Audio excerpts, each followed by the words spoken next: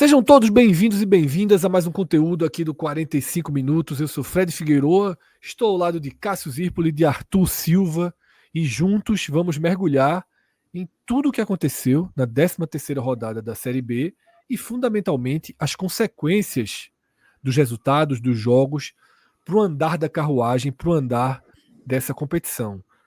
13ª rodada que tem recortes bem interessantes, aquela sanfona que a gente vem falando, ela reaparece e a gente vai ter novos personagens, novos protagonistas aqui para mostrar nesse programa que a gente traz a partir de agora, tá? Mas antes de mais nada, temos aqui uma missão que estamos caminhando para atingir e ela é fundamental para o trabalho do 45 Minutos, para o alcance, para o crescimento, que é atingir a marca de 100 mil inscritos aqui no nosso canal. Estamos com 85.500, tá?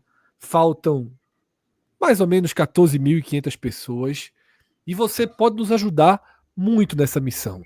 De que forma? A primeira e mais básica. Se você ainda não está inscrito, você pode ser um desses 14.500. Vai ajudar muito se você que estiver vendo esse vídeo agora, que goste, que se interesse, que curta a nossa forma de analisar o futebol, um futebol fora do eixo, um futebol analisado com mais profundidade. Não é aquele videozinho de 3 minutos no Instagram, na frente do estádio, você torce para que time, que escudo é esse, que camisa é essa, quem é maior. A gente aqui tenta trazer um debate mais profundo. Se você gosta, é importante, muito importante para a gente que você faça parte dessa enorme comunidade que a gente está montando. E se você já é inscrito, a segunda missão é 1. Curtir o vídeo. 2.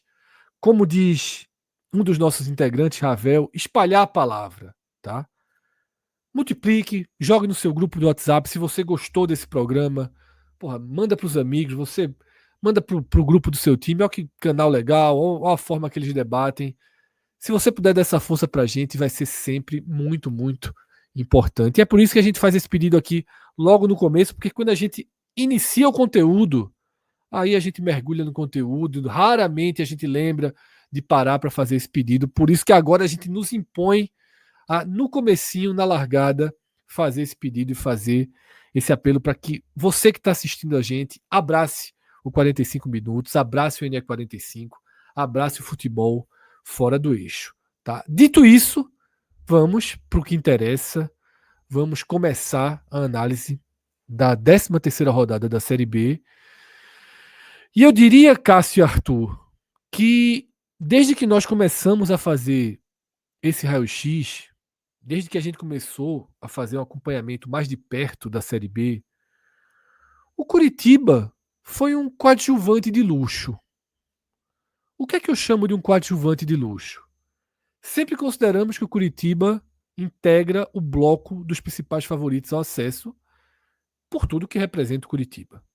Pela tradição, pela força, pelo poder de investimento. Mas desde então, o Coritiba muitas vezes situando ali no G4, no entorno do G4, a gente trouxe ganchos sobre o Remo, trouxe ganchos sobre o CRB, sobre o Cuiabá, sobre o Goiás, sobre times que vinham na perseguição. O crescimento do Novo Horizontino foi o nosso gancho principal do programa passado. O colapso que o Atlético Paranaense poderia estava mergulhando. Mas o Coritiba sempre foi um time presente no bloco de cima e que a gente nunca tinha jogado todas as luzes sobre ele. Porém, eu diria que essa 13ª rodada ela marca o protagonismo do Coritiba nesse momento do campeonato. E marca de que forma? Essa tela que está aqui ao meu lado deixa muito claro. Dos 8 primeiros colocados na 12ª, ao fim da 12ª rodada, a gente tinha um G8. Goiás, Novo Horizontino, CRB, Curitiba, Cuiabá, Avaí, Remo e Chapecoense. Desses 8, só um time venceu. E esse time é o Curitiba. Bateu o Cuiabá por 2-0 no Couto Pereira. Tá? A vitória levou o Curitiba de 21 para 24 pontos, da 4ª para a 3ª posição, mas eu diria que de forma muito mais forte, coloca o Curitiba na trilha do protagonismo. Já está a 2 pontos do líder, que é o Goiás. Já abre 3 pontos para o quinto colocado, que foi justamente o Cuiabá que ele venceu. Era um jogo importantíssimo. E isso tudo acontece na semana que antecede o grande clássico contra o Atlético Paranaense. Que detalhe, a gente vai abordar daqui a pouco o Furacão, mas dos 12 primeiros colocados que a gente está vendo nessa tela, só o Curitiba e o Atlético venceram. O Atlético dá um salto da nona para a sexta posição. Mas, Cássio, chegou a vez do Curitiba, né, Cássio? A gente vinha deixando ele um pouquinho ali na sombra, mas agora não há como ser diferente. Ele é o grande destaque da rodada, junto com o maior rival que a gente aborda daqui a pouquinho. Fred, o único que pontuou do G4, o Coritiba, o G4 que permaneceu, apesar do mau desempenho do G4 em relação nessa 13ª rodada, mas a composição é a mesma da rodada anterior, mudando as posições. O Coritiba ganhou uma posição, não passou o CRB, e mais do que ter sido o único a pontuar, na verdade venceu, somou 3 pontos, o Coritiba vem na sequência já de 6 jogos, uma sequência invicta de 6 jogos, são 4 vitórias e 2 empates. Então, na verdade, ele cavou o lugar dele nesse G4. Ele teve, como a gente vê na tela agora, ele teve um momento ruim da quarta, entre a quarta e a 7ª rodada, né, que foram 3 derrotas em 4 jogos, de fato ali. Isso você pode colocar até o empate, porque foi em casa o empate com o Novo Horizontino. Acho que pesa também o jogo no Couto Pereira. E isso deu uma patinada na campanha, mas depois o time passou a se acertar. A gente já tinha alertado que o Coritiba ele tem uma situação de menos jogos, e tinha menos jogos em casa, era uma característica também, e isso é bem importante para análise. E ainda continua tendo, Cássio. Ele tinha 5 e 7, agora que ele chegou em 6 e 7. E isso é bem importante, porque em algum momento vai ficar igual. A gente tem o costume de fazer na rodada par, mas na rodada par, que tinha sido anterior, a 12ª, isso não tinha funcionado para o Coritiba. Ele não estava 6 e 6, como o Fred falou, ele estava 5 e 7. Agora, na rodada ímpar, ele faz isso e vai voltar a ficar com 2 de diferença, porque ele vai ser visitante no Atletiba, né? Então, assim, na verdade, o Coritiba ele vai continuar tendo essa relação, Fred, de menos mandos em relação às partidas como visitante. O Coritiba ele era um favorito natural ao acesso, mas o Campeonato Paranaense foi muito ruim do time. A Série B do ano passado foi muito fraca, e é o que a gente até falou. A gente lembra aquele, ei, SAF, vai assim, nunca teve, não era mais, como já tinha mudado a gestão, não era um presidente, não era um treinador, um jogador, um juiz, era, ei, SAF, vai. É uma coisa assim muito curiosa, e qualquer clube, muitos clubes vão poder falar hoje em dia, né? Mas não era nem. Pelo menos eu não vi, não era nem a Tricorp, não era nem que era a investidora, ou poderia ser John Textor, poderia ser Ronaldo Fenômeno, quando estava no Cruzeiro, o novo dono do Cruzeiro, o Grupo City do Bahia, não, era SAF, que é uma coisa que é uma expressão que vale para todo mundo, e ali a relação era muito ruim. Na hora que o Coritiba teve aquele momento entre a 4ª rodada e a 7ª rodada, aquilo era um Coritiba muito mais próximo a tudo que se via do que um acidente de percurso na campanha. Na verdade, esse é o Coritiba que a gente, infelizmente, vem vendo já há alguns meses, mas acabou que, depois 6 jogos depois, parece que aqueles 3 pontos em 12 disputados começam a ser, Fred, um acidente nesta campanha, na Série B. Passou a ser um time muito mais estável, que vai ter uma prova de fogo contra o Atlético Paranaense. Traga até logo uma notícia aqui de Monique Vilela, ela deu uma coisa bem curiosa, né? No Atletiba, a gente vai falar do Atlético também, mas que o jogo vai ser na Liga Arena, né? No estado do Atlético Paranaense, e inicialmente um acordo pela PM tinha o espaço para a torcida do Coritiba seria de 1.536 torcedores. Isso é muito menos que 10% da capacidade do estádio, né? O Coritiba recorreu ao STJD, que deferiu o pedido. Então, até essa gravação, não sei se depois se alguém recorre de novo, cai, mas até essa gravação o Coritiba tinha conseguido os 10%, e aí só para 4.200 ingressos. É gente pra caramba, viu? Acho que fica ali atrás da barra, no anel, na arquibancada superior, completamente tomada. Não sei se vazou um barulho aí, fogos. Saiu um pouco. São João aqui, a gente gravando aqui no Nordeste. Eu estava no interior, mas nesse momento estou no Recife, mas a turma solta fogos aqui também. Então, assim, vai ser difícil durante essa gravação não ter barulho do tipo. Sobretudo porque a gente estava gravando de noite. Então é isso, Fred. O Coritiba ele começa a se estabilizar nessa campanha e colocar o papel dele que a gente colocava dentre os 6 ou 7 times que brigariam pelo G4 e que teriam essa condição na largada de favorito. Não era favorito absoluto, porque favorito absoluto a gente só colocou um, que foi justamente o rival Atlético Paranaense, né? Inclusive descemos uma casa depois do péssimo início do Atlético. Mas o Coritiba a gente sempre colocou ali e agora ele na hora que a gente vê a curva da evolução, a evolução do time, tendo um cenário assim. Agora a bronca é que ter essa sequência para o lado do Coritiba é o seguinte: ela não pode ser finalizada no Atletiba, né? assim, é o tipo de coisa. Você joga ótimo, pega o Atletiba, perde, embora o jogo seja na casa do Atlético. Mas por outro lado, se ele mantém essa sequência com o Atletiba, que brecaria o próprio rival Atlético Paranaense, está tentando ali se aproximar do grupo de acesso, é para dar realmente, inclusive nesse momento o Coritiba, Fred, ele na verdade ele começou a ficar próximo do Goiás, porque o Goiás deu uma patinada muito grande, parecia algo tão distante, ele já está, a verdade, o Coritiba já está a 2 pontos do líder, porque o Goiás perdeu 2 jogos, o último bem surpreendente dentro de casa contra o Atlético, e aí a diferença caiu bastante, a diferença era de 6 pontos, caiu para 2 pontos.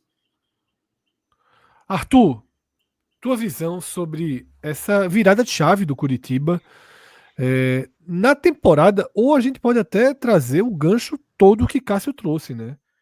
Porque foi uma Série B muito fraca do ano passado. A gente esperou o Coritiba a Série B inteira. A verdade é essa. O mesmo tratamento, a mesma aposta que a gente fez esse ano, a gente fez ano passado. E a gente imaginava que o Coritiba em algum momento viria. E o Coritiba não veio. Tá? Talvez isso tenha deixado a gente mais cauteloso esse ano. E aí, somado a tudo que o Cássio falou. O Cássio falou de um campeonato estadual horrível. Cássio nem citou, mas eu sublinho aqui. Caiu para o Ceilândia na Copa do Brasil. Tá? Caiu para o Ceilândia.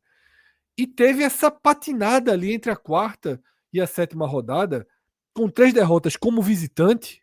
Importante grifar. E aí, Cássio trouxe esse aspecto de que a tabela desbalanceou em jogos dentro, jogos fora, né? Na 12ª rodada aqui, a gente imaginava todo mundo 6-6, o Curitiba ficou 5-7.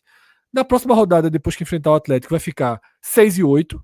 Ele vai continuar tendo um déficit de jogos no Couto Pereira, mas o dever de casa está sendo muito bem feito, Arthur. E o time de Mozart agora ganha corpo e, como é o mesmo ponto que eu trouxe para Cássio, eu trago aí para você, é o de fato o protagonista desse momento da Série B, né? É isso, Fred. Não tem como ser diferente a análise, né? Porque foi uma vitória muito importante do Coritiba, sobre alguns aspectos, né? O Cássio bem trouxe ali no comentário. O Coritiba é um time que a torcida vive uma certa desconfiança, né? A SAF chegou no Coritiba sob grande expectativa, mas a verdade é que os resultados que ela tem até o momento não é que estão longe do esperado, estão assim muito abaixo da pior expectativa imaginada. O Coritiba teve com a SAF até agora a pior campanha dele na Série A na história e ano passado a pior campanha dele na Série B na história. Então, somando isso aos fracassos que você comentou dessa mesma temporada, o torcedor ele entra um pouco desconfiado. E uma vitória como essa contra o Cuiabá é muito importante para sacramentar, vamos dizer assim, esse momento positivo, porque por mais que a gente esteja falando agora de 6 rodadas de invencibilidade, eram 2 empates que o Coritiba tinha passado. Então é aquela, se o resultado não vem, se acontece um empate, por exemplo, o torcedor um pouco mais pessimista poderia começar a olhar e dizer, mas são 3 jogos já sem vencer, sabe? Algo nesse sentido. Então é importante ter essa vitória, se reencontrar com a vitória, utilizando muito bem o que é a fortaleza do Coritiba nessa campanha, que é o mando de campo. Né? E pesa, obviamente, contra o Coritiba o fato dele ter 2 partidas, uma partida a menos, né? Vai ficar com 2 partidas depois de pegar o Atlético, mas é algo mais positivo ainda, porque o Coritiba tem a sua força jogando dentro de casa e mesmo com menos partidas dentro de casa, ele está conseguindo fazer uma campanha sólida, está no G4. Então, você vê nas redes sociais, por exemplo, o torcedor já naquela pegada de vamos ter calma, Mozart está mostrando que sabe o que faz, dá para a gente confiar no cara que subiu o Mirassol no ano passado, realmente ele entende da competição, e isso é muito fruto de uma vitória importante que a equipe conseguiu contra um concorrente direto, que é o Cuiabá. Porque não é só que o Coritiba venceu numa rodada que ninguém mais venceu, ele venceu uma partida com um certo grau de dificuldade. Ele venceu uma equipe que estava ali na disputa com ele. E esse jogo foi um pouco do Coritiba tentando se desvencilhar dos seus problemas e utilizando suas fortalezas. O Coritiba, por exemplo, é a melhor defesa do campeonato. E foi mais um jogo que a equipe não foi vazada, né? Só que, por outro lado, o Coritiba tem um ataque que não é um ataque bom, principalmente para uma equipe que está nessa situação. E isso fica muito claro, por exemplo, com o momento dos centroavantes que o Coritiba tem. O Coritiba tem Gustavo Coutinho, tem Della Torre e tem Nicolas Careca. Nenhum deles passa confiança. E nesse jogo a equipe conseguiu vencer com gols sem ser de atacantes, né? Bruno Melo, que está aqui na foto, e Josué, que é o camisa 10 da equipe, o português. Então, é importante também até às vezes o roteiro, né, do Coritiba ter conseguido passar por cima dos problemas que existem no ataque, ter tido outros destaques fazendo a diferença e consolidar a sua fortaleza, que é uma equipe que se posta muito bem na fase defensiva. É isso, Arthur. E aí a gente vai para essa tela agora que mostra essa força do que você chamou do Coritiba dentro da sua fortaleza, o Couto Pereira. Com 6 jogos no seu estádio, o Coritiba tem 88,9% de aproveitamento. Exatamente o mesmo do CRB jogando no Rei Pelé. São os 2 melhores mandantes do campeonato, tá? E isso é muito representativo. É claro que a campanha do Coritiba fora de casa ela precisa de ajustes. A gente mostrou isso na tela anterior. Os 2 empates que ele vinha em sequência foram jogos fora de casa. A gente tem 2 Curitibas muito claros na tela, né? Porque ele tem o 38% de aproveitamento fora. O do CRB é pior ainda, 23,8%. Mas tá provado aí com números, né, Arthur? 88,9% em casa é um porto seguro para que você sustente sua campanha no bloco de cima. E aí você precisa do que ele está conseguindo. Esses 40% fora, se ele seguir esse super mandante, vão ser suficientes. A gente sempre pede cautela porque eu acho meio irreal você manter um aproveitamento de 90%. Por isso que a gente sempre cobra um pouco mais de equilíbrio no dentro e fora, né, Cássio? Fred, só um ponto antes você tinha chamado tudo bem. O que eu ia completar era só o seguinte: disso aí, dado até do ranking da CBF, de público pagante. Eu geralmente coloco público total, mas esse foi o mais fácil aqui, que era um público pagante, ou seja, exclui lá crianças, autoridades e tal. E na Série B, o Coritiba tem a maior média, 20.790, na balança do ranking CBF. O Remo vem em segundo lugar com 20.628. O Atlético Paranaense, veja como já desce bastante, terceiro lugar, 14.238. Paysandu, em quarto lugar, 12.337. E o quinto lugar, o Goiás, já vai para 7.500. Então, só para colocar que 20 mil do Coritiba, comparando assim, é muito, muito, muito acima do campeonato, né?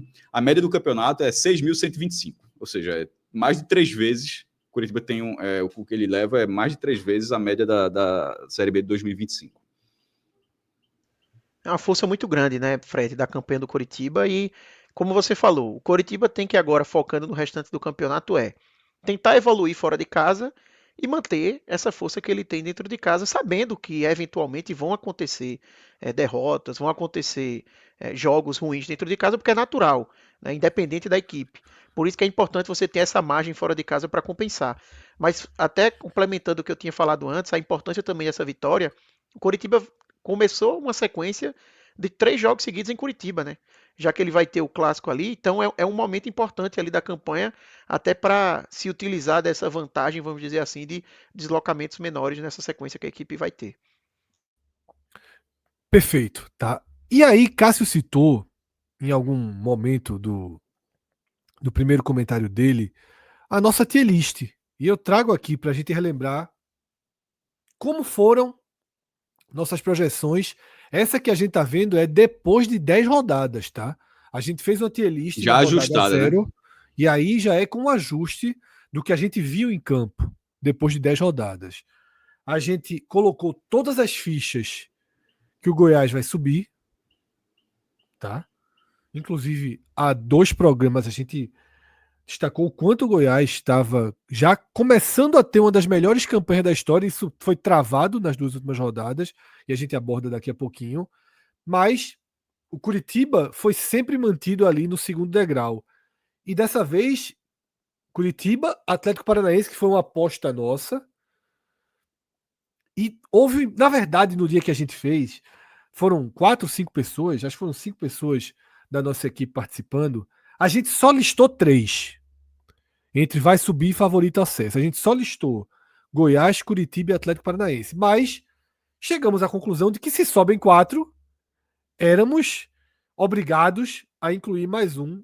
Houve uma votação e o Remo foi o escolhido, tá, para compor A dúvida era Remo ou CRB, essa Isso. última vaguinha aí.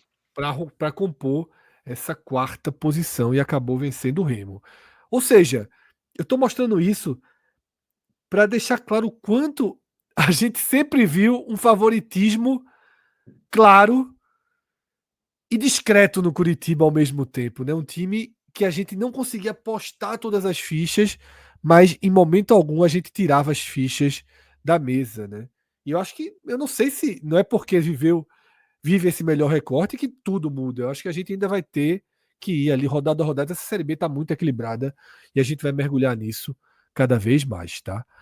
Uma próxima tela mostra, inclusive, que a campanha do Curitiba, quando a gente joga ela para a história, você tem que conter a empolgação, porque ter 24 pontos nesse momento do campeonato nunca garantiu nada para ninguém. 14 times chegaram nesse momento do campeonato com 24 pontos, metade subiu, metade não subiu. E isso é muito forte para a gente trazer aqui, porque isso freia um pouco a empolgação, né? Você imagina, eu sempre compartilho muito isso com vocês que estão assistindo, com vocês que estão participando e com vocês que estão assistindo, porque eu vou colhendo esses dados no nosso Power BI exclusivo, né, que é desenvolvido por Pedro Pereira, né, da Bahia de Salvador, e que participa com a gente de vários conteúdos e nos fornece de forma exclusiva esse acesso ao Power BI, em que a gente tem todo o estudo, num toque, num clique, a gente tem qualquer dado, qualquer recorte das séries A e B. Eu vou trazendo e fazendo uma espécie de curadoria para trazer para o programa, e às vezes eu me surpreendo. Eu confesso que quando eu fui fazer essa busca básica que a gente sempre faz, né, das campanhas semelhantes, quando eu vi 50%, eu dei um freio. Assim, eu imaginava que 24 pontos nesse momento do campeonato era uma pontuação melhor. E aí me levou à investigação, que é o que eu trago aqui na próxima tela, e significa então que nesse momento do campeonato o bloco de cima está rendendo abaixo da média. E aí foi comprovado. O Goiás, que dia desses, Cássio, a gente trabalhou como um dos melhores líderes da história, já tem 2 pontos abaixo que a média dos líderes. Custou bastante, né? Novo Horizontino e Curitiba estão exatamente na média, mas veja que logo abaixo dele, o CRB está 2 pontos abaixo da média, o 4º lugar. Historicamente, nesse momento do campeonato, o 4º lugar tem 23 pontos. Nesse momento, tem 21. E aí o Cuiabá e o Atlético Paranaense também estão abaixo da média.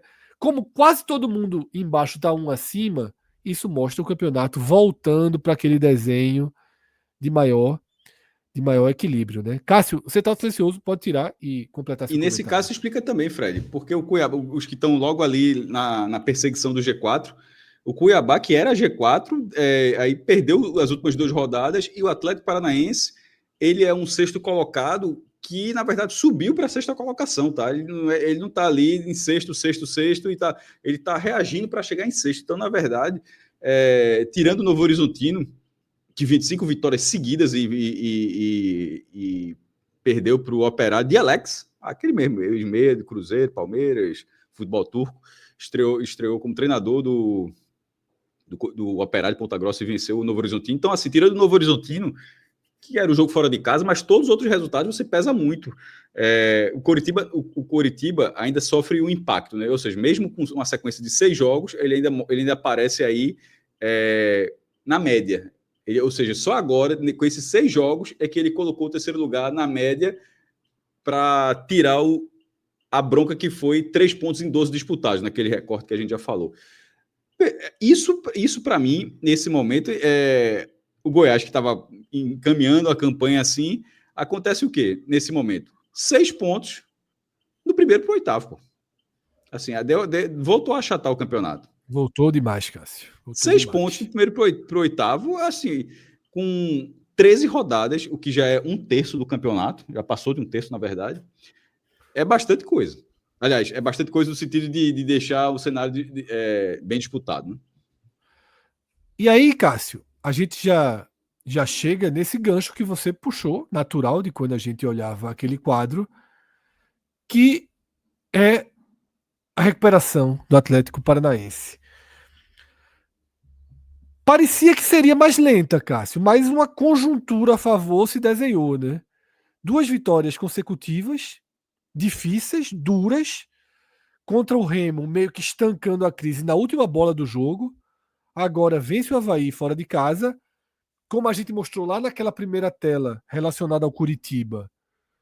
Dos 12 primeiros colocados ao fim da 12ª rodada, só 2 times venceram, o Curitiba e o Atlético Paranaense, e aí tudo mudou. O Atlético Paranaense vai ganhando posições e a gente tá vendo aí no gráfico. Em 2 rodadas, ele sai da 12ª para a 6ª posição. Os caras chegaram, né, Cássio? Duvidaram um pouquinho nos comentários. Não, mas a gente tem um pouquinho de experiência. De longe, mas tem um pouquinho de experiência do Atlético Paranaense. A gente não abriu do Atlético, não. O que a gente fez foi o seguinte. Quando o Fred mostrou na tela há pouco, para quem já está, a galera que está acompanhando a gente aqui nessas edições do Raio X da Série B, rodada a rodada, toda rodada a gente faz essa gravação, a galera já se ligou, mas para quem está chegando aqui, e como o Fred me explicou, tinha um gráfico inicial no qual o Atlético era o único apontado como subiu, não era favorito ao acesso, era simplesmente subiu. Essa é uma vaga do Atlético, ponto. Ah, mas o Atlético foi B, vai ser do Atlético Paranaense. Só que o maior início do Atlético, na verdade, o maior início não, o miolo, né? Porque o início foi até, na verdade, 3 vitórias em 4 rodadas ali, até que ele até começa pontuando bem, mas depois ele dá uma patinada enorme. Ele é líder na 2ª e na 4ª rodada. Dá uma patinada enorme na competição e sendo goleado pelo Botafogo de Ribeirão Preto na Liga Arena. Aí foi uma sequência de 2 jogos, aí depois empata com a Chapecoense, assim. Derruba treinador, né? Derruba treinador, fica um tempinho, passa os jogos especulando treinador, gente, meu irmão, se for com esse treinador vai ficar difícil e tal. Mas enfim, não era um grande futebol, mas tinha um lado que a gente ainda esse lado nem foi aplicado ainda, que era o do potencial econômico muito acima dos demais. Talvez até do próprio Curitiba, que é SAF, tá? A gente foi até falou um pouco aplicado na hora que trouxe um treinador de R$1 milhão, né? Pronto, já foi aplicado, fora do campo, não dentro das 4 linhas, mas ok, mas na área técnica, foi aplicado na área técnica com um treinador, possivelmente o treinador mais bem pago da competição, e com um investimento em reforço na casa de 27 milhões, possivelmente a maior compra da história do clube e da história da própria Série B, e os outros não têm essa condição, talvez nem o Curitiba como SAF. Assim, o fundo de investimento do Curitiba talvez até tenha investimento, mas talvez não tenha a intenção de fazer isso numa Série B, enquanto o Atlético Paranaense se viu forçado a abrir o caixa, não queria. A gente analisou esse ponto no último programa, que foi um elenco montado com muitos contratos até o final do ano, ou seja, o Atlético queria realmente um time de Série B, acabou o ano, ficou no G4, muito obrigado, parabéns, toma aqui o valor da premiação pelo acesso, mas vamos ter um novo time da primeira divisão. E acabou tendo que dar um passo atrás desse projeto e começar a trazer jogadores que podem ajudar na primeira divisão, mas que obviamente vão ter um custo muito maior, um custo de Série A na Série B. O Atlético não queria isso, o Atlético queria um time com um valor muito mais acessível e conseguiu acesso, viu que talvez não, que ia ser difícil isso e começou a mudar a direção em relação a investimentos, ainda que dentro do campo, o Fred já falou em relação à escolha do treinador do Helma, mas dentro do campo isso ainda não aconteceu, mas efetivamente, mas deverá acontecer. E a gente manteve na atualização do gráfico, mesmo o Atlético muito mal naquele momento, a gente colocou, ele foi, entre aspas, rebaixado de já subiu para muito favorito ao acesso, mas perceba que quem olhou aqui, o Atlético é o terceiro escudinho, ele é o terceiro escudinho que aparece, tá lá o Goiás em primeiro, muito favorito, o Coritiba e coladinho o Atlético, com o quarto sendo o Remo, que também melhorou e tal, mas enfim... E depois disso, o Atlético consegue esses resultados e agora tendo inclusive o último na ressacada com gol antes do meio campo, tá? Assim, para quem estava vendo o Mundial de Clubes, todo mundo está vendo, a gente está vendo também.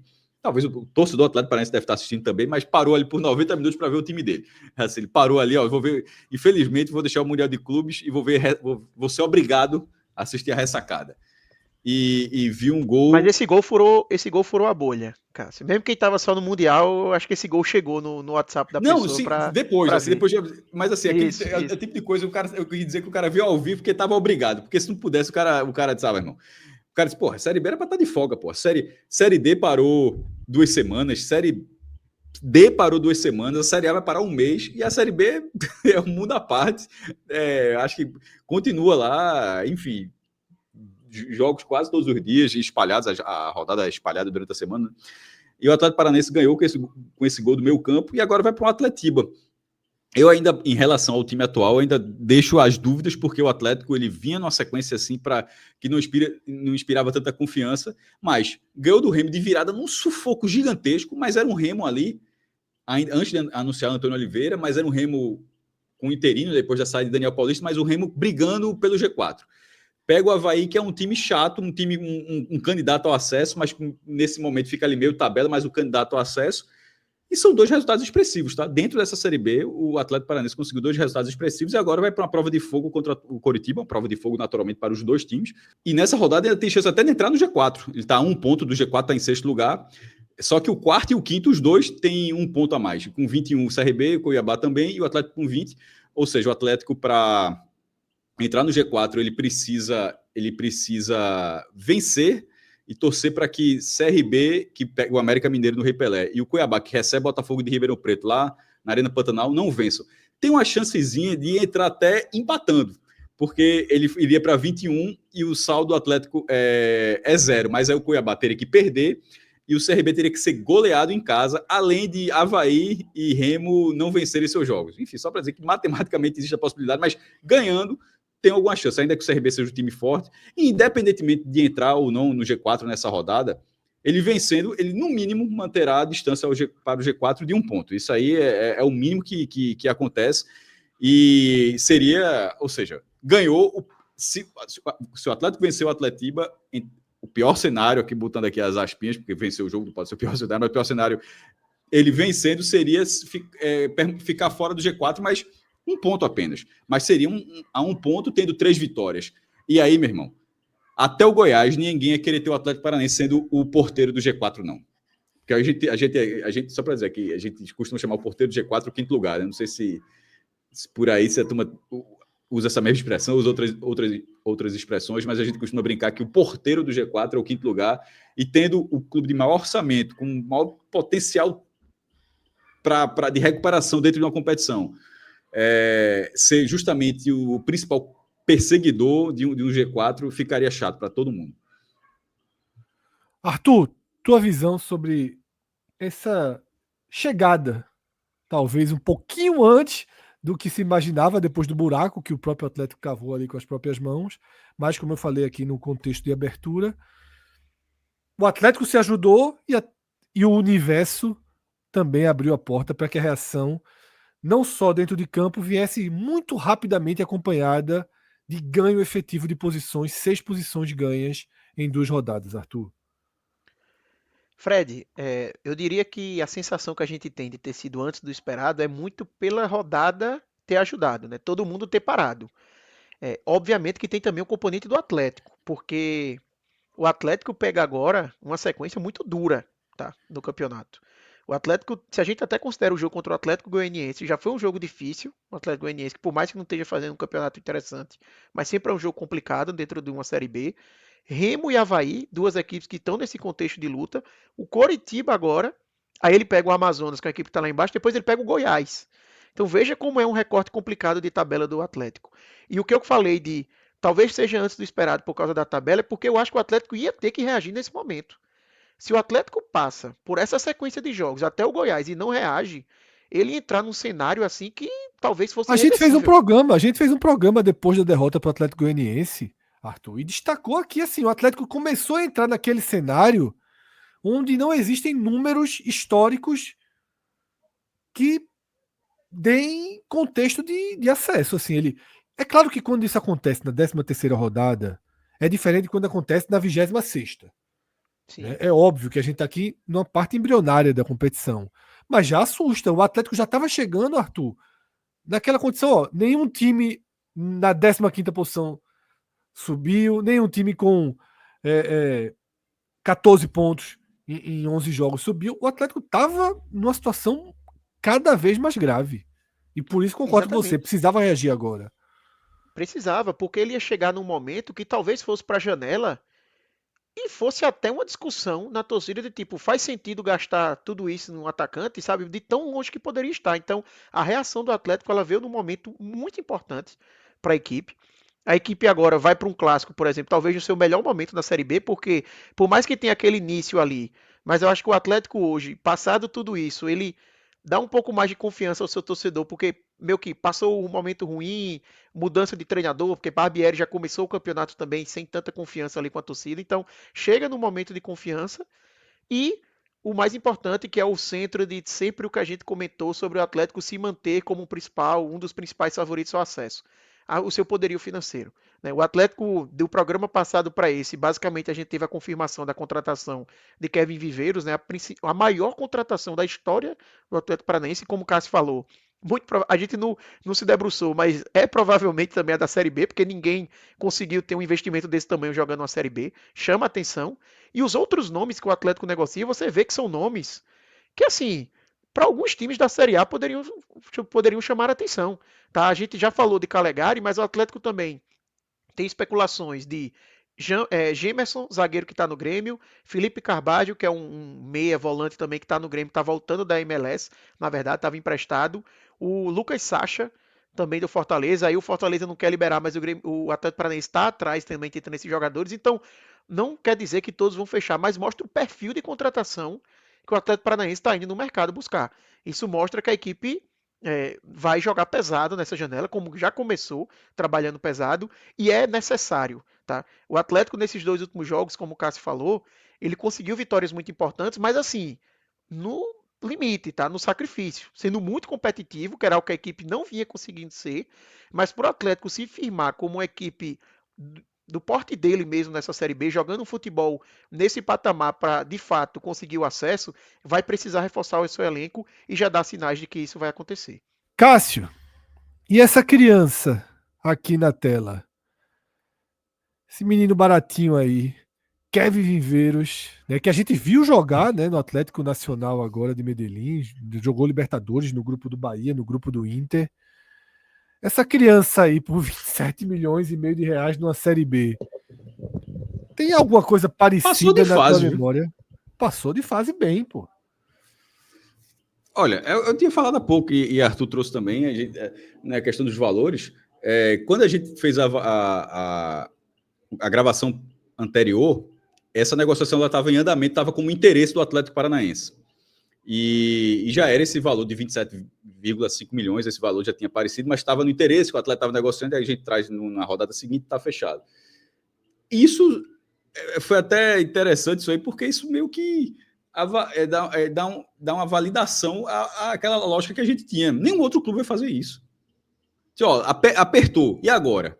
E agora contrata um atacante de 27 milhões de reais. Claro que o Atlético está comprando para esse cara ajudar na primeira divisão, está comprando de 27, né? O Atlético não está contratando um jogador de 27 para ajudá-lo a subir. Está contratando um jogador de 27 para esse cara meter 15 gols na primeira divisão e vender por 60, assim, 70 milhões. Assim. É uma outra lógica, assim, não é só. Por que pode ajudar a gente na Série B? Tipo, não é só Kevin Viveiros que pode. A lógica não é só essa, não. Até O que eu pelo estava dizendo é o perfil, né, seguinte. Cássio? Não é um cara super rodado, experiente, que você está contratando só pelo que vai entregar dentro de campo, né? Exatamente.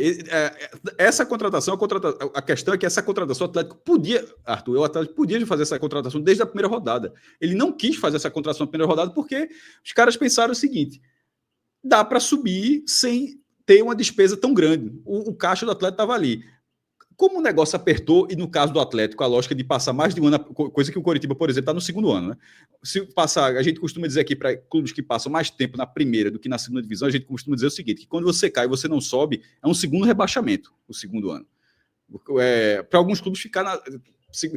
Por exemplo, se o Amazonas e Volta Redonda permanecerem na Série B, porra, foi um bom ano para esses clubes, assim.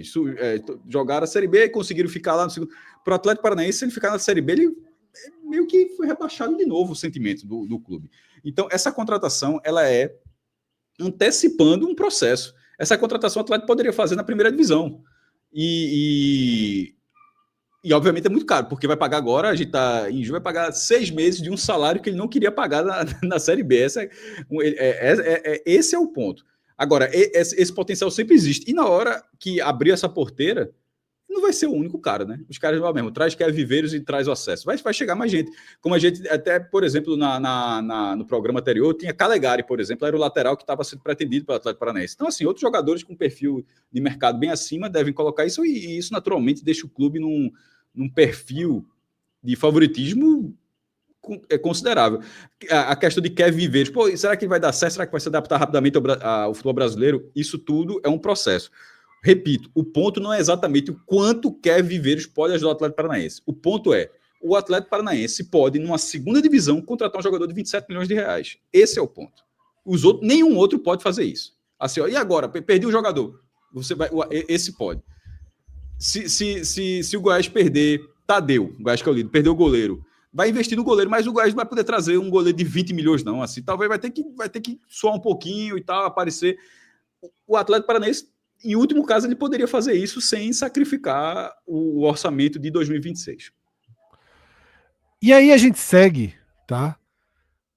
Para os resultados que permitiram essa aproximação do Curitiba da liderança e essa aproximação do Atlético Paranaense do G4, tá? Aqui a gente tem os resultados da rodada e eu tô marcando com as bolinhas vermelhas e cinzas os resultados de quem estava no G12. A Chape era oitava, perdeu do Botafogo de Ribeirão Preto. América e Criciúma eram 10º e 12º, respectivamente. Empataram em 1-1 dentro de Belo Horizonte. Detalhe, Criciúma, esse empate aí foi ruim não, foi ótimo. Criciúma vem construindo uma recuperação no campeonato. No próprio jogo que o Atlético Paranaense venceu, já bateu um time do G6, bateu o sexto colocado, o Avaí. O Remo perdeu o clássico como mandante, o que pesa ainda mais para o Paysandu. O Remo era o 7º colocado, tá? O CRB perdeu fora de casa para a Ferroviária de Araraquara. O CRB também vinha numa crescente muito grande, perde a partida. Tá? E teve um jogador a mais aí, o CRB, durante muito tempo. O Vila Nova perde por 2-1 para o Amazonas. O Vila Nova era 11º e agora está mergulhando em ser um time de contexto de zona de rebaixamento. O Novo Horizontino teve sua super sequência, como o Cássio até já trouxe esse programa, de 5 jogos, 5 vitórias, finalizada na estreia de Alex no comando do Operário. O Operário fica num sobe e desce no campeonato. E aí, Cássio, o resultado mais surpreendente de todos, quando ninguém nem lembrava que o Goiás estava jogando, segunda, 9 da noite, né? Mundial de clubes acontecendo simultaneamente. De repente, quem não viu o jogo, abriu ali o aplicativo, foi meu caso, eu não assisti essa partida. Quando eu abri o aplicativo, eita, vou ver como foi. Eu até estava. Cássio falou, né, que a gente aqui no Nordeste está vivendo o São João. A gente está gravando nessa terça-feira, que é o dia de São João. Mas a celebração do São João é igual ao Natal. A celebração do São João é na véspera de São João, tá? É exatamente a mesma lógica do Natal. E a celebração foi na segunda-feira. Então, naturalmente, eu não estava na televisão, estava com os amigos, com a família. Mas o cara que respira futebol, pega o aplicativozinho no horário. Eu tava acompanhando. Não tava vendo o jogo, eu tava vendo o do Palmeiras com o Inter Miami, mas estava acompanhando da Série B. O cara pega aqui o aplicativo, eu tava ali, fogueira, não sei o que e tal. Aí eu até parei e mostrei. Disse, isso é o futebol brasileiro. O Lanterna vence o líder, que era grande líder, time com escopo de Série A, fazendo super campanha, Mancini voando desde o ano passado. Aí chega o Atlético, que entrou em campo como lanterna, porque o Paysandu tinha vencido o Remo, vai lá e faz 2-1. Não tem sentido nenhum assim esse resultado, tá? E o roteiro? Tu deu uma olhadinha no roteiro, não? Eu vi que o gol foi aos 50 do segundo 50 tempo. do segundo tempo. Eu vi. Que é o bom e velho desespero do time da casa, né? Pra tentar não dá pra virada. empatar com esse time, aí no fim das contas dava sim, era melhor ter empatado. Ao lado, aquele quadrinho que a gente já citou aqui, que Cássio trouxe e que a gente sempre dá muita importância, sobretudo quando tem distorção, sobretudo na rodada ímpar. Tá? Que tá até com menos distorção do que a PA, porque os times que estavam com 5 jogos em casa fizeram 6. Mas aí, Cássio, eu diria que o foco dessa distribuição é a boa oportunidade do terceiro, quarto e quinto, né? Mas veja Curitiba, que o Atlético CRB e vai Cuiabá. ficar com 2 a mais e o Coritiba com 2 a menos depois do clássico. Né? Exatamente. Por isso que eu tô dizendo. Curitiba, CRB e Cuiabá, atenção aí, tá? O cenário pode estar mais imprensado do que se imagina em relação a Goiás, a Novo Horizontino. O Goiás tem 5 pontos a mais que o quinto, mas o quinto Mas o tem um Cuiabá, jogo mas aí. desses, Fred, mas desses que você citou, Coritiba, CRB e Cuiabá ainda jogam em casa nessa 14ª Sim, rodada. o A questão é Curitiba que é que mantém a o Coritiba distorção, né? joga, mantém a distorção. Então, assim, CRB e Cuiabá terão um mando de campo lá no Repelé e na Arena Pantanal, mas o Coritiba vai, não sai de Coritiba, mas vai à Liga Arena e vai ficar 6-8, enquanto o Atlético Paranaense vai ficar 8-6. E no caso do Coritiba, como a gente estava falando, além dessa questão de não perder para o arquirrival, se ele sai com essa pontuação, o que garante o clube mais uma rodada no G4, chegando a 25, o quarto e o quinto chegariam no máximo a 24 pontos, o Coritiba iria a 25, é que ele se manteria no G4, tendo a maior distorção de todos aqueles times que estão disputando o acesso, tá? E nisso a gente está falando até para o 8º colocado. A gente, assim, não seria dos 4 primeiros o Coritiba, seria de muita gente, quase metade da competição, o Coritiba teria o cenário mais defasado na relação mando de campo e jogos fora de casa.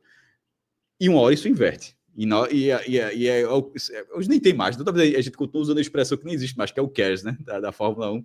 A gente sempre usa e nem tem mais, né? Vai ligar o CARES. Tem uma geração que daqui a pouco vai nem saber o que era o CARES. Mas, enfim, em algum momento o Coritiba teria esse CARES que já era uma coisa.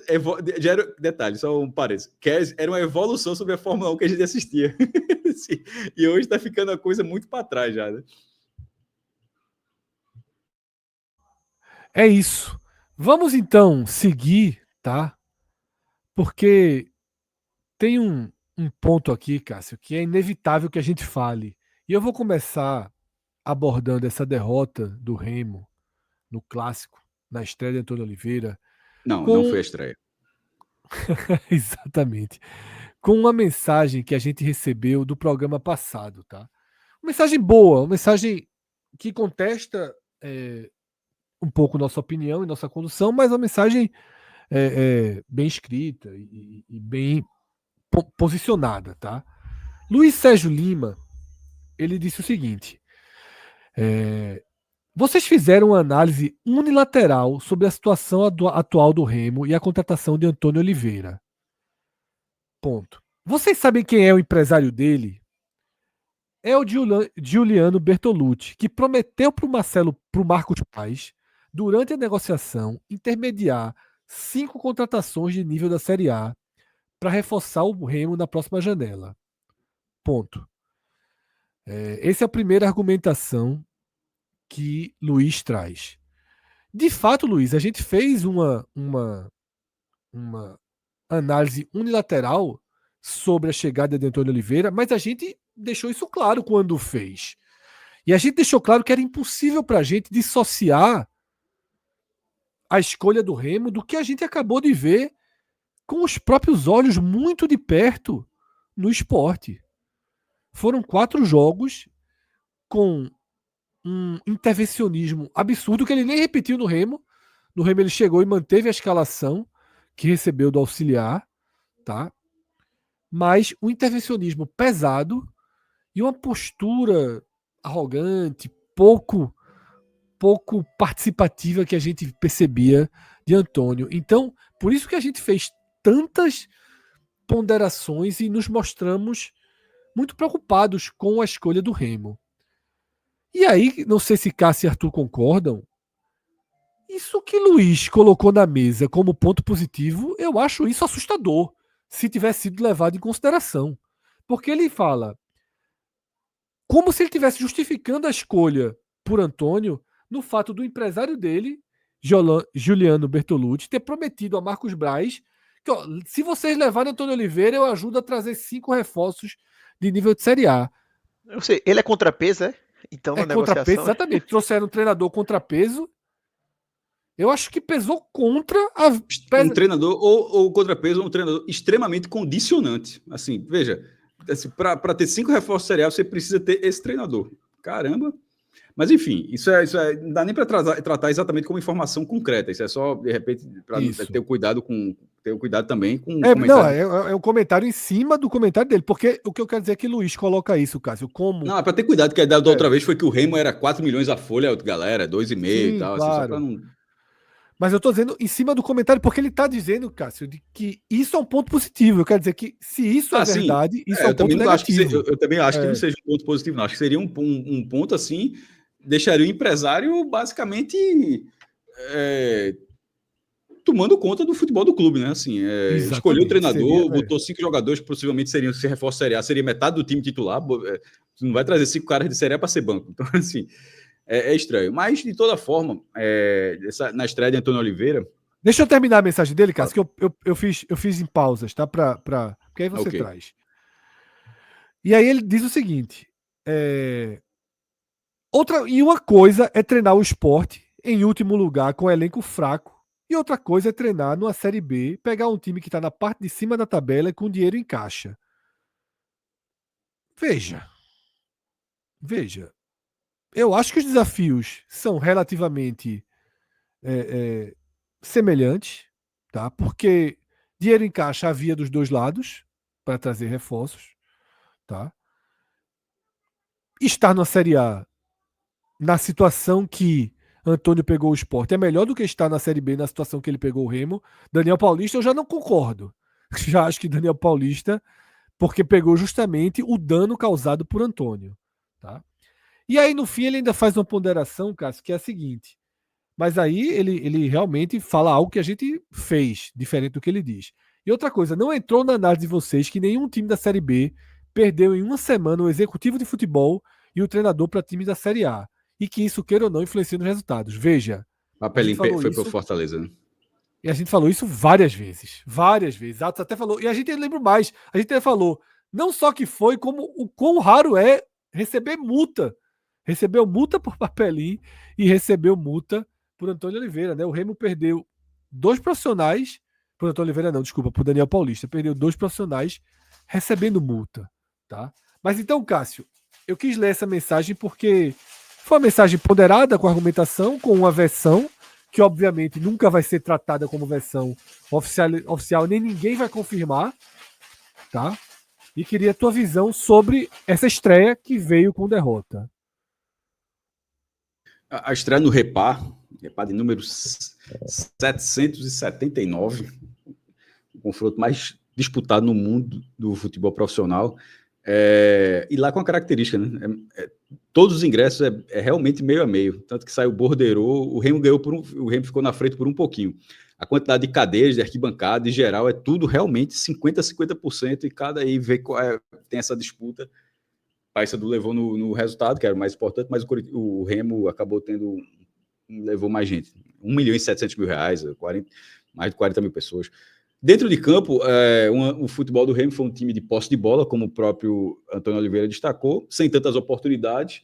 E aí, na coletiva dele, que imagino ter sido um pouquinho de nada antes da de Claudinei Oliveira, porque deu tempo de Claudinei responder, logo de responder, de que tá no papel dele, naturalmente, Antônio Oliveira, dizer que o resultado poderia ser diferente, a forma como jogou, enfim, o time merecia, mas Claudinei disse que foi só posse de bola, se quiser pegar a bola e ir para casa, pode levar. Prefiro levar os 3 pontos, e segundo Claudinei, disse, o resultado estava muito mais perto de um 2-0 do que de 1-1, na visão do treinador do Paysandu. Sobre Antônio Oliveira, já teve, se você vai nos perfis oficiais do Remo, claro que isso não pode ser tratado como uma verdade absoluta, porque o termômetro da derrota ou da vitória sempre nada presta ou tudo é a melhor coisa do mundo. Mas mas você consegue encontrar comentários sobre mudanças além da conta do time do Remo, já na estreia. Na estreia, na nossa visão, tá? Porque na de Antônio Oliveira talvez não tenha sido estreia. Repito, de vez em quando ele acaba não considerando, então não sei exatamente se daqui a 3, 4 rodadas se ele vai considerar esse jogo a estreia dele. Tomara que considere, que é o certo. Mas no Recife ele não considerou um 4-0 que ele levou do Cruzeiro como um jogo dele. Segundo ele, enfim, ele não era o treinador do Sport. E no caso do Remo, o trabalho de Antônio Oliveira era um trabalho mais fácil que do Sport, porque do Sport realmente era um trabalho de reconstrução, e no caso dele, reconstrução de algo que existia. A reconstrução dele foi realmente não era um retrofit, não. Pronto. Em vez de fazer um retrofit no time, ele realmente quis reconstruir o time. No caso do Remo, se ele fizer um retrofit no trabalho do Daniel Paulista, talvez ele consiga entrar no trilho, voltar para o trilho mais rapidamente. Se ele for fazer o que ele tentou fazer no Sport, de implantar, de reconstruir, de colocar dentro da lógica dele, o que de forma coerente eu acho que ele vai fazer, é o que eu acho que ele vai fazer. Não vejo sentido dele ter sido de um jeito de um clube, nos últimos clubes, e de repente vai ser diferente no Remo. Não acho que em um mês, que foi o tempo de um clube para o outro, que agora ele refez a cabeça dele e vai trabalhar diferente. Então, assim, antes que o torcedor do Remo, pô, os caras estão torcendo contra, não é isso não. É que a escolha do Remo, na minha opinião, foi ruim. Deixando bem claro, eu acho que foi uma escolha ruim de um treinador que fez um trabalho horroroso, que não teve... que acabou sendo premiado, no fim das contas, assim, porque como é que o trabalho é tão ruim e você consegue ter mercado no clube que tem potencial ainda, que é o caso do Remo? Como é que um trabalho tão ruim não faz com que você desça alguns níveis na escala? Como é que com um trabalho tão ruim você continue sendo uma opção tão imediata, como foi o caso do Remo? No fim das contas, a impressão que passa é que, ó, já que o da gente foi para o Sport, pega o que estava no Sport e fez a coisa mais fácil do mundo. Não parece ter sido uma escolha por critério. Ó, esse treinador trabalha dessa forma, tem a ver com o que a gente vem fazendo aqui. Os últimos trabalhos dele, assim, eu não consigo enxergar isso, tá? Posso estar enganado, mas eu não consigo enxergar isso. Eu vejo uma escolha muito assodada assim, do Remo, assim, meio difícil de digerir, mas, e no caso de Antônio Oliveira, a gente imaginava que a saída dele do Sport, que ele perdeu o mercado, porque depois do bom trabalho que ele fez no Cuiabá, ele somou trabalhos ruins, um atrás do outro, e foi diminuindo, tanto, e foi diminuindo. O cara chegou até no Corinthians, pô. Então, e de repente deixou o Sport pegou o Sport muito mal e deixou o Lanterna muito afundado, mas menos de um mês o cara já estava empregado num clube que disputa, é um candidato ao acesso naquele momento, sem que não tenha tido nenhum processo de melhora do treinador. Não teve, fez um curso, fez uma meditação, trocou os auxiliares, começou a jogar de outra forma, nada mudou.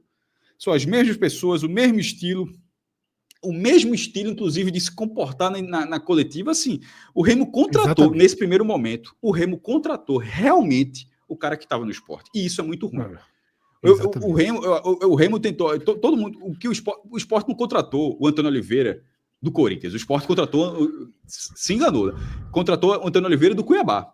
No fim das contas, o que o Sport queria. Mas trouxe o do Corinthians, né? O Sport trouxe o cara e trouxe o do Corinthians.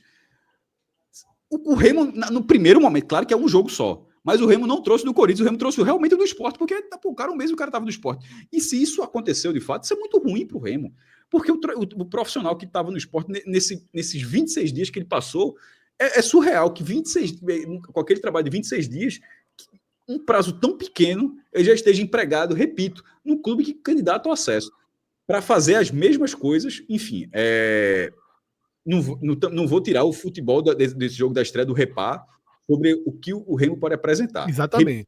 Não vou entrar nesse ponto, Fred, mas o que dá para dizer é o seguinte: o Remo não contratou Antônio Oliveira do Cuiabá.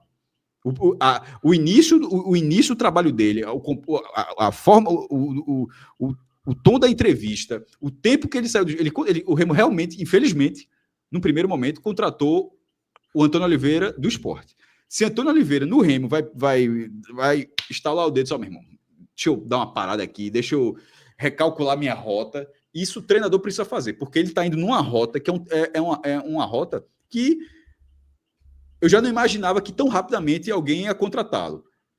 Se de repente não der certo no Remo, eu não sei como é que fica o mercado de Antônio Oliveira no Brasil, não, pô. Assim, realmente vai entrar numa escala... Veja, se o trabalho dele for ruim no Remo, contratar Antônio Oliveira começa a ser uma escala de alguém está sendo otário na história, está sendo besta da história aí, porque não vai começar a entrar numa lógica que eu acho que já tinha entrado, mas pelo visto não aconteceu, de como é que alguém contratou. Enfim, Antônio Oliveira está ganhando essa chance de, inclusive, não ser esse tipo de nome no mercado, esse tipo de profissional que você fala, como é que alguém... tinha gente melhor para a disposição. Enfim, é uma aposta do Remo, mas é uma aposta ainda maior, na minha opinião, para Antônio Oliveira. E aí, Cássio, vamos acompanhar os próximos passos, né? Porque, de fato, a gente não pode aqui colocar todo o peso do trabalho dele numa estreia, num clássico, né? E que ele até trocou farpas, né? Quer dizer, na verdade, assim, ele deu uma entrevista no tom, como você falou, dele, e ouviu de Claudinei uma resposta difícil de retrucar, né? Que ele falou: não, tivemos muita posse de bola, tivemos a bola, né, tentando deixar um Porque ele pouco. falou aquilo no Recife. Ele falou isso no Exatamente. Recife. Ele falou exatamente isso, né? E aí Claudinei falou: então deixa ele levar a bola para casa, eu fico os 3 pontos. Ele pode levar a bola para casa. Mas aí, Arthur, é isso, né? A gente tem que esperar o desenvolvimento do trabalho. Agora, ele tem uma semana para enfrentar o Atlético em Minas, o time da zona de rebaixamento. Tem uma obrigação de resposta positiva. E aí eu não sei que rumo e que comportamento o Antônio vai ter, porque, repito, no esporte ele foi intervencionista no primeiro jogo. E no segundo foi tão intervencionista quanto. Seguiu mudando muito. E eu fico com a sensação de que depois que ele perde na estreia, ele vai para mexer no time agora. E aí o Remo entra na interrogação, né? Em algum momento, Arthur, eu acho que pode pesar, por mais que o torcedor do Remo, com razão, repito, o torcedor do Remo que está dizendo que a gente está pegando pesado com o Antônio Oliveira, que a gente está sendo unilateral, que a gente está considerando demais o que aconteceu no esporte, eles têm razão, estamos sim. Foi agora, foi 2 semanas atrás. E foi aqui, não tem como não sermos.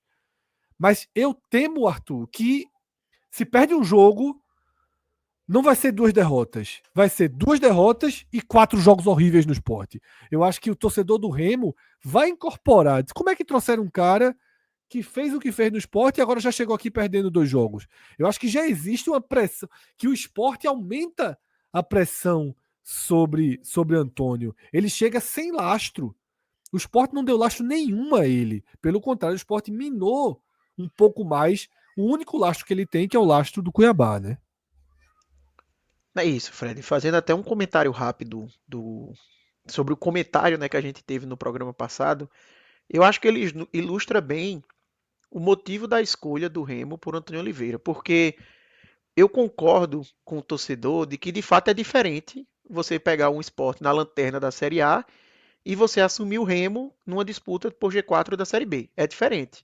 Só que o problema é que o mesmo Antônio Oliveira, que o torcedor, ao que parece no comentário, está defendendo, ele não tem nenhum trabalho que sirva como lastro para esse momento que o Remo está. O único trabalho que Antônio Oliveira tem como lastro é justamente pegar um Cuiabá que estava mal na Série A e recuperar. Então, se ele mesmo concorda que é diferente, então ele vai ter que concordar agora, então, que o Remo fez uma aposta num treinador que nunca deu resultado nessa situação que o Remo está. Justamente porque são trabalhos distintos.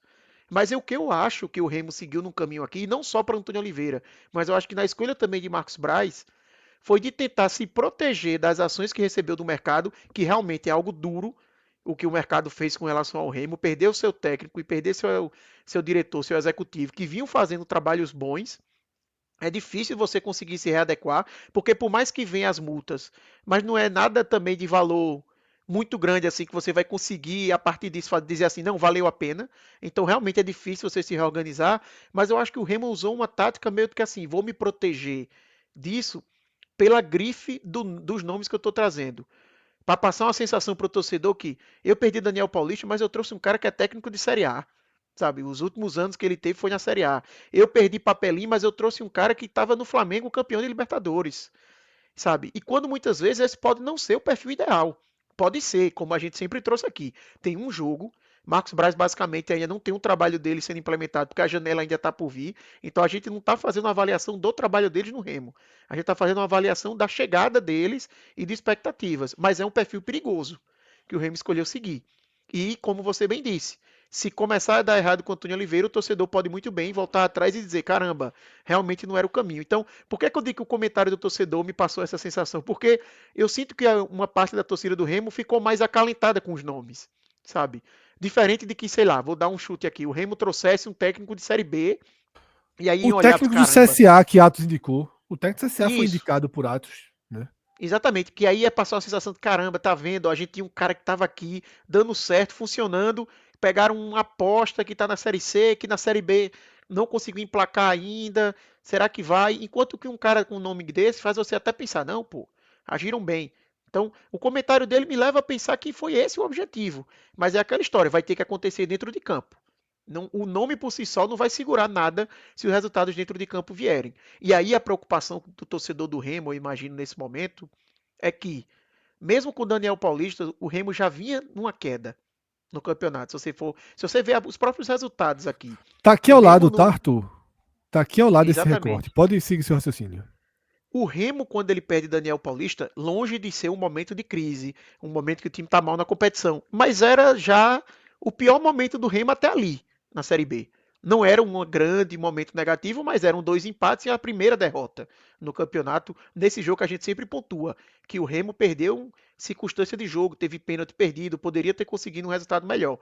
Mas, querendo ou não, já era uma sequência de 3 jogos sem vencer. Aí tem o jogo contra o Operário, que a equipe consegue uma virada na reta final ali, muito importante, mas depois 2 derrotas, né, que pesam principalmente o clássico. Então, o jogo agora, para mim, que o Remo vai ter contra o Atlético, ele é definidor.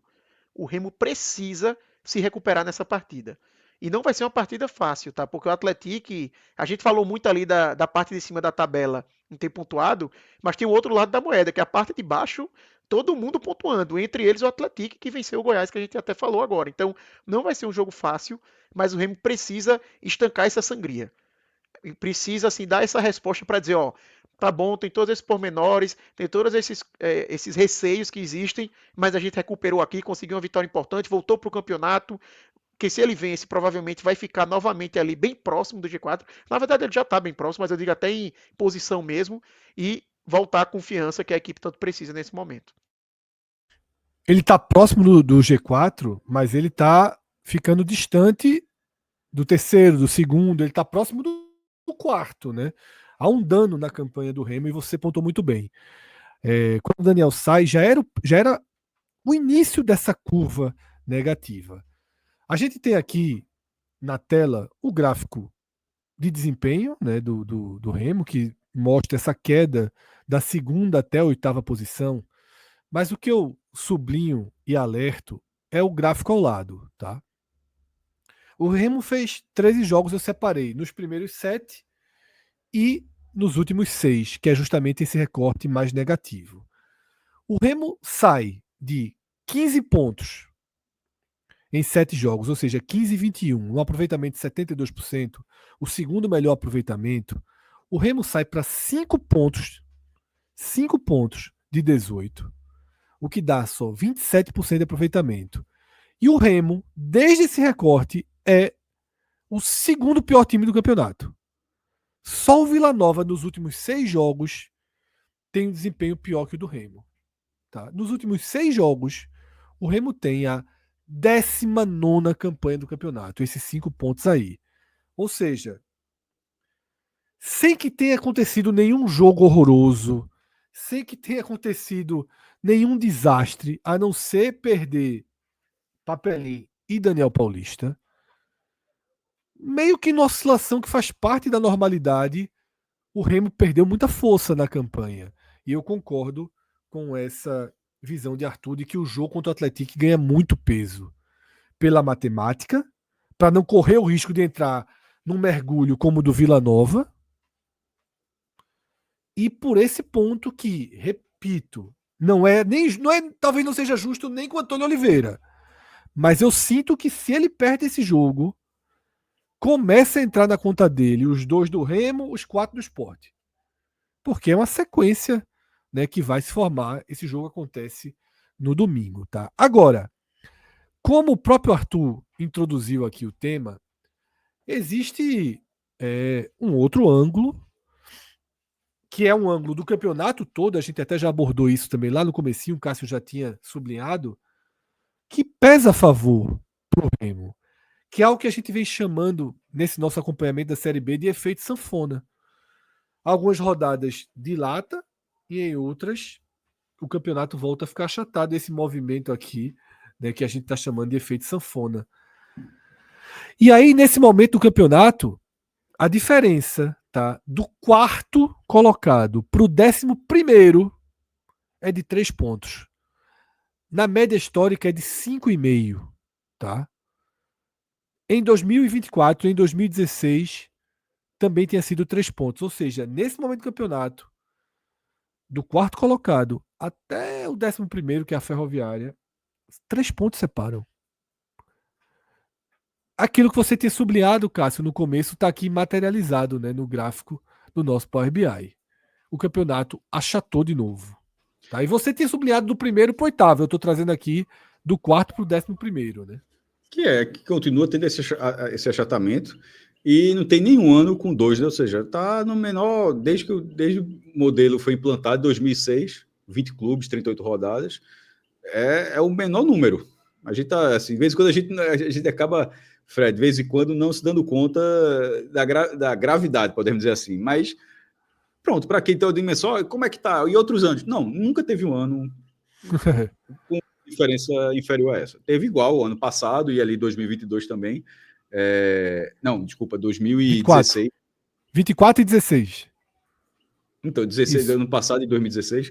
E isso, e detalhe, isso do que Fred colocou do quarto do 11º. E o quarto, obviamente, porque o quarto é a porta do G4, né? Ou seja, basta você estar quarto, o objetivo está alcançado da mesma forma.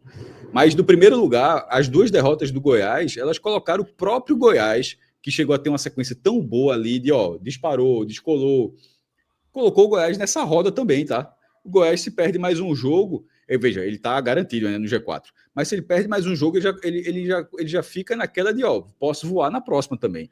E isso era algo impensável. E não é voar na próxima para o 5º lugar, é de repente voar na próxima para o 6º, para o 7º, porque justamente pelo achatamento que colocou muito mais gente para concorrer por um lugar no grupo de acesso.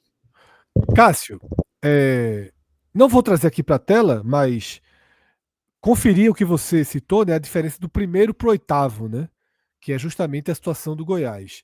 São 6 pontos do primeiro para o 8º. A média, nesse momento do campeonato, em 13 jogos, era para ser 8,5.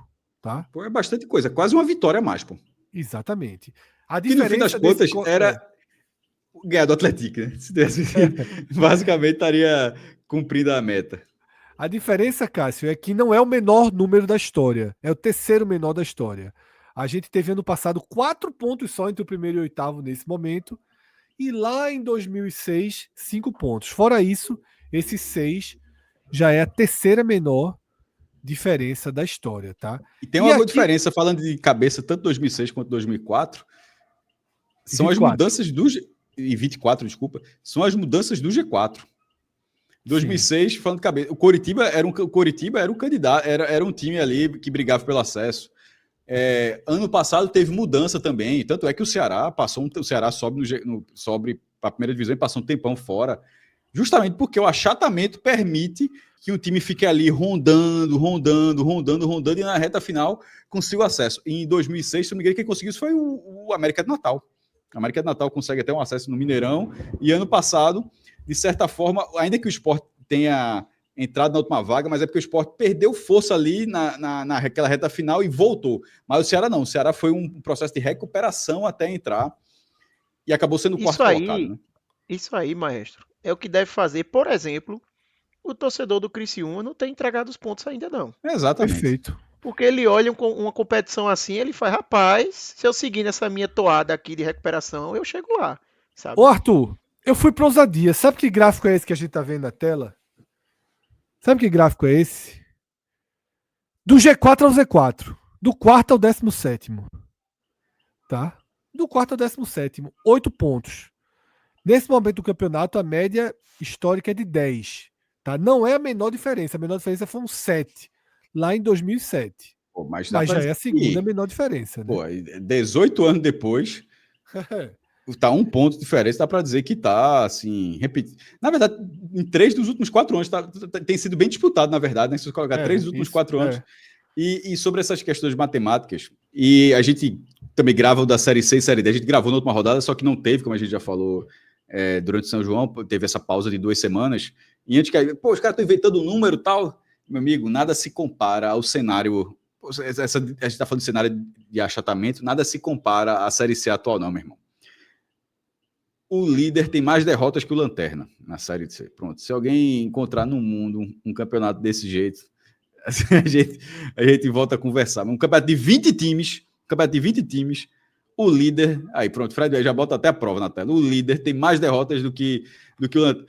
E esse tipo de coisa é interessante, que pode ver até para a galera, foi até bom ter trazido até, porque a gente trouxe esse modelo da Série C mais novo, mas a gente tentou fazer a comparação justamente nos últimos 3 anos. O da Série B já tem 20 anos, já são 20 edições já, então já fica bem mais robusta a comparação.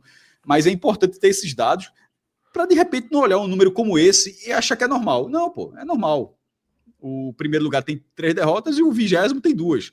Aí, assim, não tratar com naturalidade o que não é natural. Então, na hora que a gente traz esse dado de 8 pontos, pô, o que isso significa? Aí a gente coloca que um dado menor do que esse, a última vez foi há 18 anos, aí você fala, pô, aí é o que Arthur trouxe. Ó, o cara do Criciúma fala, ó, meu irmão, fica tranquilo aí que tá na briga ainda, bicho. Sim, o campeonato tá muito próximo, e está muito próximo. E está muito próximo. Cássio, inclusive, essa é a introdução pro outro lado da moeda. Eu tive a ousadia de começar a pensar, será que o Paysandu pode se animar e dizer, ó, não vamos só sobreviver, não. Atos já tinha sentenciado o Paysandu à Série C, viu? Por isso que ele nem apareceu aqui hoje. A gente ficou esperando ele aqui, sem notícia, disse foi. Ele vai esperar mais uma rodada para voltar, né? E eu me lembro que só eu e Fred também colocou fé na recuperação do Criciúma. A gente disse que o Criciúma não era da última, Cauê, prateleira. pelo amor de Deus. É que ele não tava. Mas Cauê, mesmo sem participar, a gente sabe que ele bota fé no Criciúma. Cauê é fraternal, assim. A gente tá vendo aí na tela, tá? Duas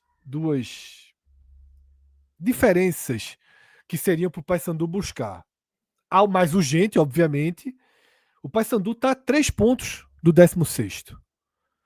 Nesse momento do campeonato, Cássio, a distância média era 6,5. O Lanterna está muito próximo do 16º. Mais uma prova dessa semana em que a sanfona achatou e está realmente bem pequenininha. E aí eu fui na ousadia máxima. E olha que podia ser melhor, viu, Fred? Porque o Paysandu poderia nem ser lanterna mais, por exemplo. Ele não era até o Atlético ganhar do Goiás em Goiânia. Exatamente. Então, assim, não foi na última rodada bola. boa. Foi nenhuma rodada boa. Assim, obviamente foi uma rodada boa o Paysandu que ele venceu, mas eu digo assim, os outros resultados foram ruins. Porque basicamente todo mundo, tirando Volta Redonda próximo dele, venceu. Então, a gente poderia estar falando talvez de um número ainda menor aqui. Isso. E aí eu fui na ousadia máxima, a distância média do Lanterna para o G4. Eu trouxe agora do 17º para o 4º. Agora eu fui do Lanterna. 11 pontos. O normal era 15,5. Tá? 11 pontos é diferente de 15,5. E aí, para terminar... O homem bota muita fé em Claudinei Oliveira, viu, maestro? O homem gosta demais.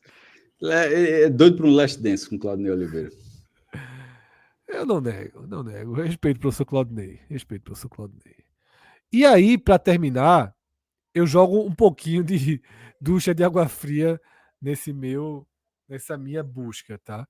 É que eu falo, aqui no 45 minutos a gente traz um lado, mas traz a checagem. O que é a ducha de água fria?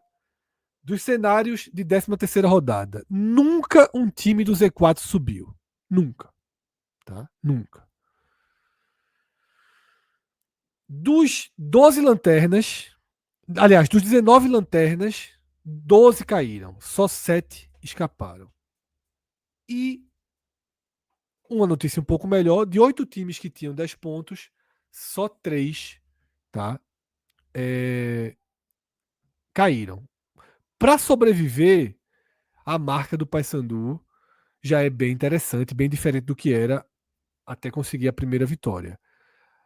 A marca para subir aí teria que realmente buscar fazer história, porque a gente não tem nada parecido. O time, tá? A menor pontuação que já foi alcançada,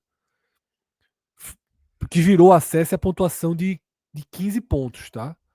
15 pontos na 16ª posição. Eu tô vendo aqui qual foi o clube, eu até demorei um pouquinho para dizer.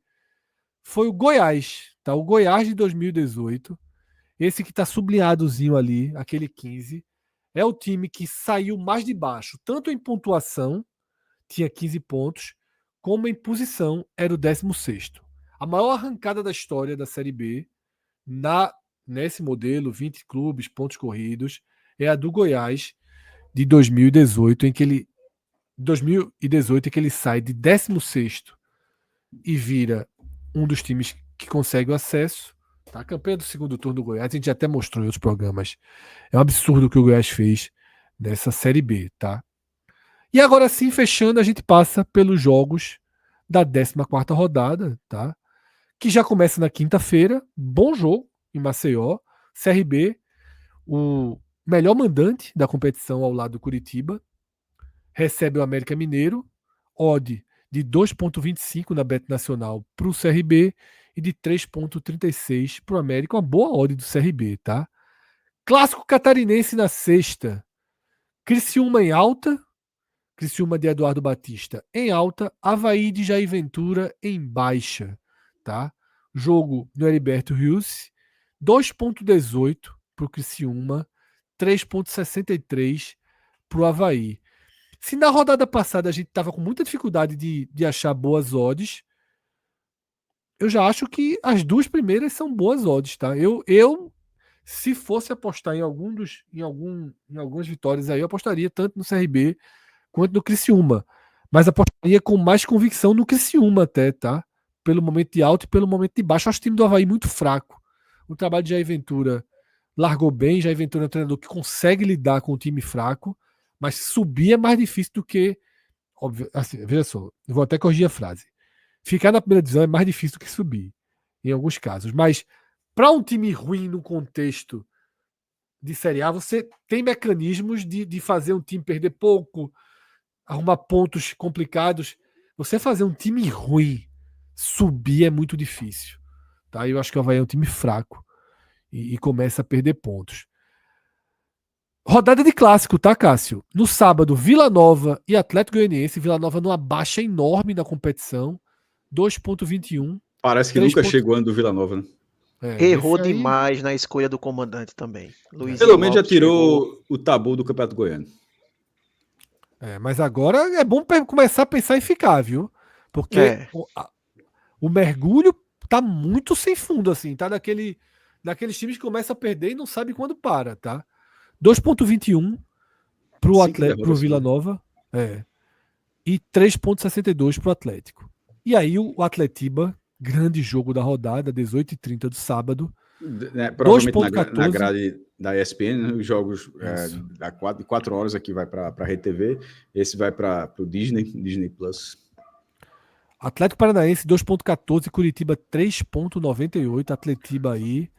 Para aposta não é bom entrar não, viu? Esse jogo aí pode acontecer absolutamente mas tudo. Colocaram 4-1 no Curitiba, como você costuma dizer, é oportunidade. Curiosidade. É melhor quem assistiu ataque o programa contra a melhor passado, defesa, tá? Melhor ataque contra a melhor defesa. Perfeito. Quem viu o programa passado viu que eu falei, olha o Remo, olha o Paysandu. Essa odd tá muito alta. Eu sei que talvez fosse já pouca crença em Antônio Oliveira, mas acabou batendo aquela talvez minha quase dica. No domingo, tá? Jogos do domingo. Atlético e Remo. Atlético com favoritismo aí. Na verdade, todos os mandantes são favoritos nessa rodada na Série B, de acordo, né, com as odds da Bet Nacional, que são as mesmas odds, ou muito parecidas, né, com basicamente todo o sistema de sites de aposta no planeta, tá? Eles se baseiam em lógicas científicas muito, muito próximas, né? Atlético e Remo, 2,32 para o Atlético, 3,20 para o Remo. Volta Redonda e Operário, 2,23, 3,78 para o Operário. Gosto, tá? Também dessa odd do Operário fora de casa. Chape Goiás, 2,58, 3,03 para o Goiás, precisando se recuperar. Eu ia, viu? Eu iria. Não confio nada na Chape. Chape e Avaí. Eu confio. São dos times que estão ali no bloco mais de cima. Tipo, eu confio muito mais no Criciúma. Eu confio mais no Atlético Goianiense. Eu confio mais no América Mineiro. Estou sentindo times que estão atrás desses na classificação. Eu confio mais em Criciúma, em Atlético Goianiense e América do que na Chape e no Avaí. Eu não confio aí nesses times pelo perfil dos jogadores mesmo, tá? 2,58 Chape, 3,03 Goiás. Novo Horizontino, o maior favorito da rodada, e eu concordo, 1,59 em casa. O Amazonas pagando 6,57. Essa oportunidade aí do Amazonas, Cássio, difícil pegar, né? Se bem que o azarão da rodada passada venceu, que era o Atlético, que era o time que pagava mais na rodada. Mas pagava mais ali é futebol, pô. De vez em quando acontece. Não, ali não tinha oportunidade nenhuma. Ei. Concordo. O Cássio foi ali para os boxes da imagem. De vez em quando o computador de Cássio é exatamente igual ao meu. Ele tem uma sensibilidade ali nas entradas USB impressionante, tá? E aí o nosso próprio sistema, quando isso acontece, ele acaba tirando do ar. Mas a gente aqui é gravado esse programa, mas a gente segue na mesma toada do Quem Sabe Faz ao Vivo, né? Treino é treino, jogo é jogo, né, Arthur? No vídeo gravado, trabalhando como se estivesse ao vivo. Então, Cássio sai, Cássio volta. É importante também, porque se a gente for ficar toda hora parando, meu amigo, a gente já fala pouco, né? O programa já dura pouco. Cássio vai, Cássio volta. Aquele amigo lá do comentário que falou que o programa dura demais, se ele pegasse essa parte da gravação, então pronto. Eu ia dizer assim, a parte do Atlético que eu ouvi, na hora que eu fui responder, detalhe, quando cai. Eu continuei escutando vocês. Porque é o sistema que tira do ar. O próprio sistema tem um... Mas eu continuei escutando, que eu escutei a parte do Atlético e ali é futebol, pô. Ali não trouxe nenhuma resposta científica para nada. Nenhuma. Não comprovou que era oportunidade. Não era oportunidade nenhuma. Ali é o jogo, inclusive, que faz a pessoa se enganar de achar que alguns jogos que não têm oportunidade podem ser oportunidades. Ali não era. Simplesmente aconteceu porque é futebol, pô. Não sei se vocês viram que esse jogo teve um fato interessante, que Adriel, ex-goleiro do Bahia, ele é o goleiro do Atlético, né? Teve uma falta que foi quase pênalti pro Atlético. Eu acho que o jogo tava 1-1. E aí Adriel sai do gol como se ele fosse bater a falta. No meio da confusão, do nada, o árbitro dá o segundo amarelo para ele, vermelho, ele é expulso. E aí depois o VAR chama para corrigir. E pela explicação que eu vi depois, é porque o árbitro achou que ele tava fazendo cera, quando o cara tava ali meio que para bater a falta. E o Goiás reclamou muito porque não existe VAR para segundo amarelo, né? E o VAR foi acionado para tirar um segundo amarelo e tirar a expulsão. Então, enfim, mais um componente aí inusitado dessa partida que a gente teve na rodada. Outra odd muito boa, tá? Segunda-feira, Paysandu e Ferroviária. Paysandu numa curva de alta no campeonato. Mobilizadíssima torcida. Eu iria muito aí. Paysandu 2,06, Ferroviária de Araraquara 4,05. Uma das melhores possibilidades que eu vejo aí, viu? Tá? Eu gostei muito de duas apostas. Só para terminar, né? Cuiabá 1,66, Botafogo 5,67. Mas não confio muito, não. Gostei muito de duas odds aí. Muito de duas. Goiás fora, 3,03 contra a Chape. Gosto muito.